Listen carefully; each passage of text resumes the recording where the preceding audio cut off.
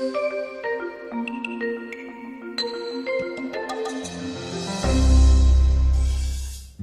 I really think that's what me going back to school is all about. Because I've honestly worked since I was 12 years old. I worked professional lawn care up until I graduated high school and then went to college. I've worked my whole life. This is the first time that I've never had a job, that I've never had an income. So this experience is the hardest thing I've ever done. Right when I lost my job in the oil field, I had luckily purchased some tools for leatherworking, and I had a bunch of leather laying around because I had some money. So I spent some money on something I actually wanted to do for myself. I'd never tried it. So I taught myself how to do leatherwork as far as tooling and artwork. In college, I'd actually taken a shoe boot and saddle class at OSU, Okmulgee, and that really got me to understanding how to work with leather. But in an art form, I actually taught myself at my kitchen table. And it was really, I had started doing it before I left the oil field. And a lot of my friends, it's one of those kind of deals. So once that transition happened and I'm sitting there without a job, I decided to try to make it a business. And in doing so, I created Dead Cow Creations. And it's funny because the first date that I actually put it in and made the Facebook page is 12/12/12. After that, I struggled for, good grief, 4 years. That's how long we tried to stay. Ended up losing the house. Ended up giving the car back. And luckily, I had some really good friends who helped me. And that's when I got into HVAC, which is funny because of all things, let's do another trade. Why not? So I've shoot horses, I've an oil field, I delivered fuel, done all these things. Why not HVAC? Sure. It didn't work out. It's a seasonal job. And it got to the point where we realized as a family we weren't going anywhere if we continued down that path. Literally, we just picked up and moved home. Left a lot of things behind. And as soon as we got here, I just decided, you know what, let's try this. I got a studio space.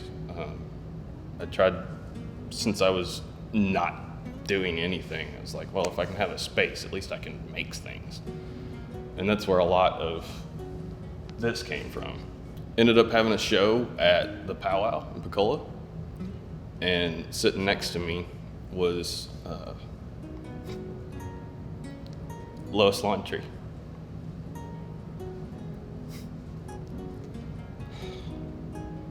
It's amazing how things happen. Lois works for WAIDA. And when I told her where I was at in life, she said, you need to come talk to me. No clue what WAIDA was. And she basically told me it's a subsidy program for people just like you.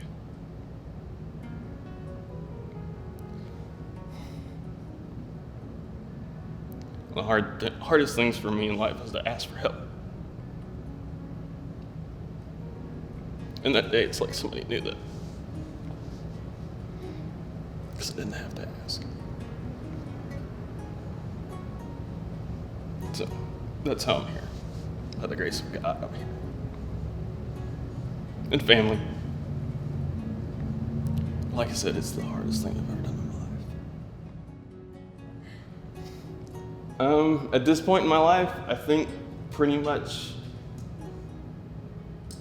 I'll know it when it's here. I don't know what I'm going to do after this. Talked about getting my master's, that would be great. But I don't know. I don't know where I go from here. I know what I'd like to do. I know it would be enjoyable. But whether that happens or not, it's not up to me anymore. And I think that's the point that you come to where you're free. Ever since junior high, I was into art classes. I was so into art classes that I was given classes to teach. As a junior high student, I had my own art class. So that's always been something that I've felt I could do well, is teach. And I was always told, and I've always taught that. People say, I could never do that. I could never do that. Well, what are you good at? What do you practice? Because that's all I'm doing, is practicing what I like to do. So if you really want to do this, it just takes practice, just like anything else. I think I'm more confident than anything that what is up here, I can make out here for other people to see. And it's never gonna be exactly what's in my head, because what's in my head's obviously perfect. I mean, it's in everyone's head, it's perfect. But at least you have an understanding of what I'm trying to say without using words. Since we were cavemen, we've been doing this. And I don't understand why more people don't do it. Like, everybody should be able to express themselves. I mean, just look at the traditional dresses. Those bright primary colors with that stripe of white or that stripe of a contrasting color. Everything that I see of Choctaw is contrast, and it goes without saying that that's the way we should view everything. There is a balance that we need to keep, and that's what it's all about. If you think about it in terms of, yeah, we know the story behind the diamond pattern, and we know the stories of our beginnings, but if you just look at it, it's colorful, it's bright. Even the black has color in it because it's contrasting with white. And that's, to me, that screams Choctaw. And if people don't see that, they need to.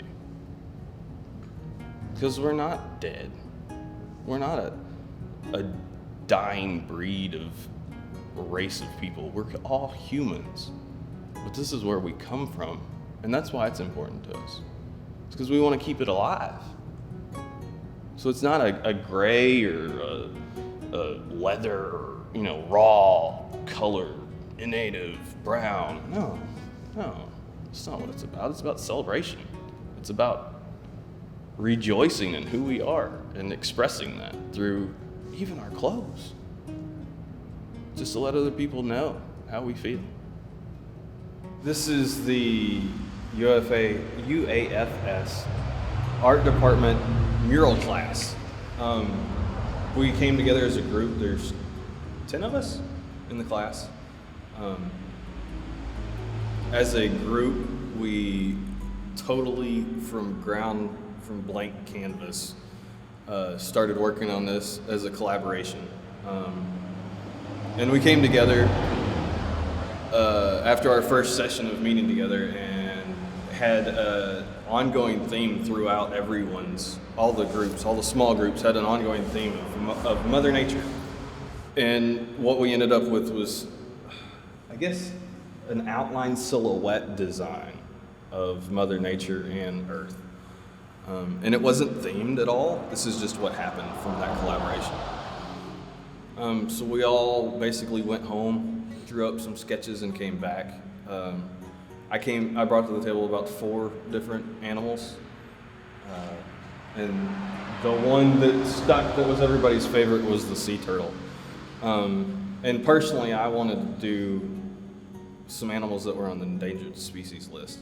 Actually was in the post office and saw a book of stamps with endangered species on it, and I thought, you know what? There's a reason for that. So why not put it on a wall?